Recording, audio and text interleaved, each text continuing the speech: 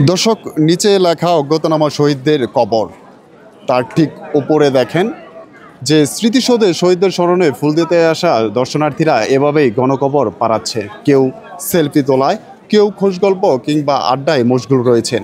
আসলে এ বিষয়ে তাদের সাথে কথা বলার চেষ্টা করেছি। তারা মূলত বলেছেন যে এখানে মূলত এ বিষয়ে না লেখা থাকার কারণে কিন্তু বা অবগতি না থাকার কারণেই কিন্তু তারা না জেনেই কিন্তু এখানে উঠে কিন্তু তারা ছবি তুলছে, কেউ গল্প করছে।